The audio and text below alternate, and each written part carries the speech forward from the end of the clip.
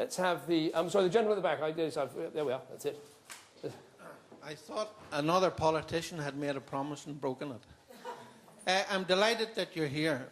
I represent children with cerebral palsy. You can see the bear in front of you. And we know that you have had your own personal grief, and we give our condolences to you. 20 years ago, a group of us worked with Maggie Thatcher and Dr. Paisley, John Hume and Dawn Taylor to bring conductive education from Budapest through London to Northern Ireland.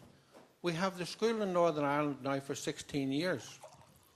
And it's now in danger of closing, even though every political party wants to fund it. Even though 16 of the 26, not 16, 20 of the 26 district councils want to support it. I do hope that you will call a general election. And I do hope that you will be successful, because you seem to me to be a man of integrity. What can you do to help our children with cerebral palsy receive conductive education? And before I finish, can I get a photograph of you later with our buddy bear?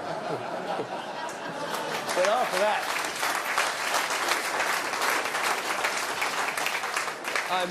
I'm very glad I kept my promise and answered your question. Asked your question.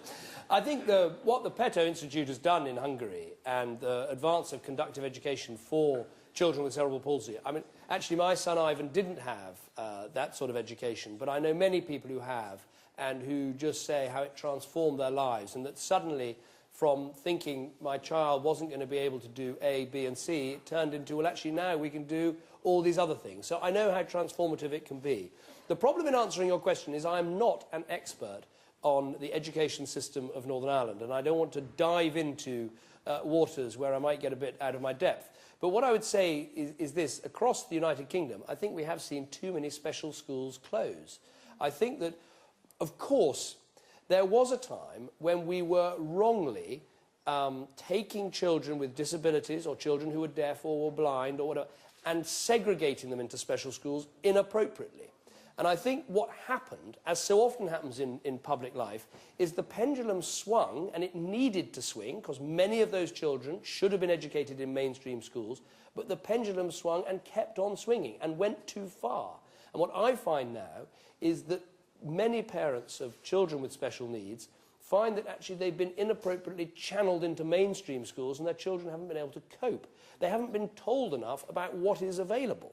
And I suspect that this will be the case, that if you talk to parents with children with special needs in Northern Ireland, and whether they know about all the special school options, and whether they know about what has come from Hungary and is now here, they won't. And I think what we need is a very simple legislation that basically gives people the right to choose. In the end, trust the parents, because I think back with Ivan, my wife and I think probably in the end we knew more about him and his needs than any other human being. And you want the best for your children. You want to find out about what's available, but you've got to make sure the information is there for parents to choose. That, I think, is the key. And then I think you'll find, if you have a system where the money follows the child and follows the parent's decision, you shouldn't have such a problem in funding your school. Right at the back. Hold on a second. Wait for the microphone. There's a very fit young man racing round to bring it to you. In Northern Ireland, there's little or no money available for people with eating disorders. And I hear you say that, you know, we're all strapped for cash. I'd like to know what you, when you get in, are going to do to turn that situation around. Well, it's a very important question, because the growth of eating disorders is truly frightening in our society. I think we have to recognise this is not just a national health issue, and we need to recognise that it's also a big social issue. The enormous pressure that we put on young people from, I would argue, far too early an age to start conforming to stereotypes, the way we ask people to take on sort of adult issues when they're still children. And that is something that politicians we can't sort of wave a magic wand and stop those magazines from printing those stories or the commercial pressures on our children. It's about responsibility.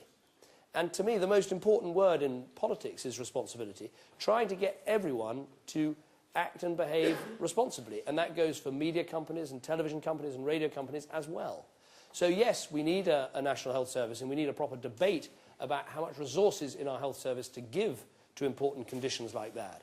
But don't let us pretend that it's just a health thing.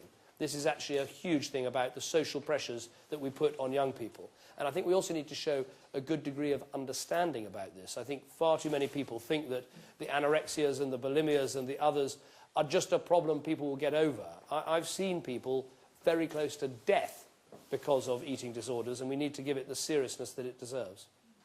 Let's have a question from over here, the lady here.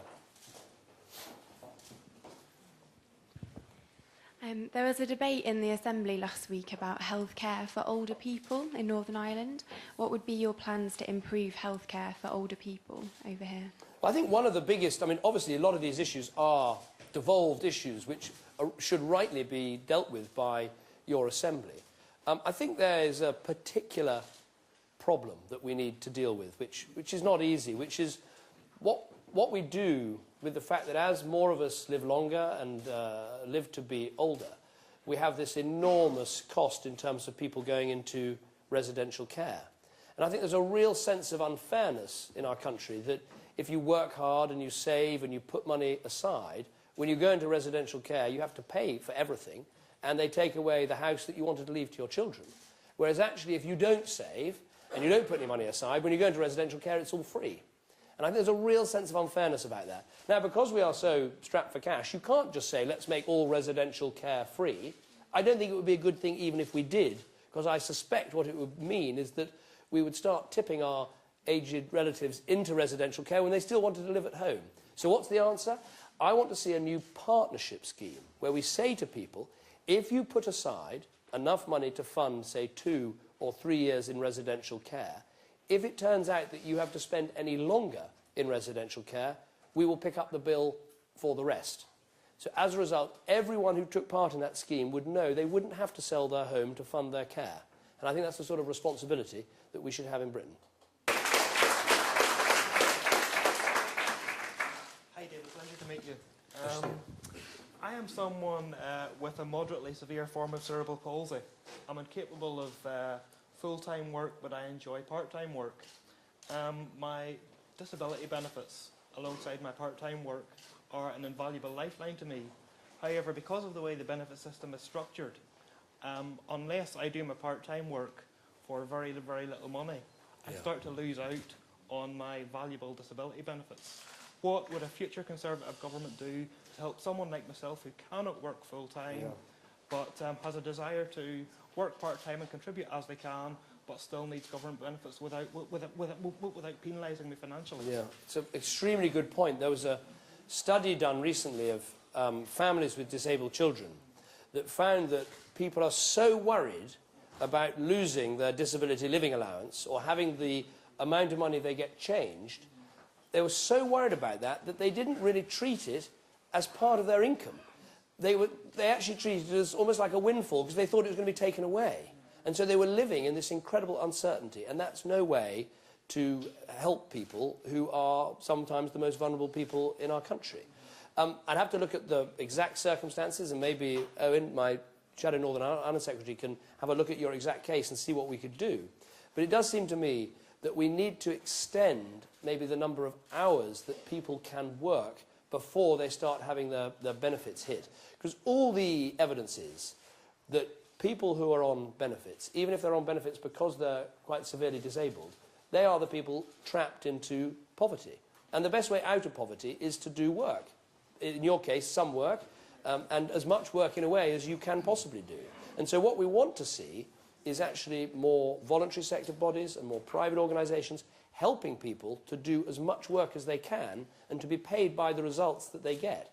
That's the way I think we lift many, many people on benefits out of benefits. Having said that, at the same time, I think we do also need to say to the people who are on benefits and can work but don't work, that that is simply not acceptable. That if you can work, you really should. And if you get the offer of a reasonable job and you don't take it, you should lose some of your entitlement to benefits as a result. I think that is only fair in a compassionate society.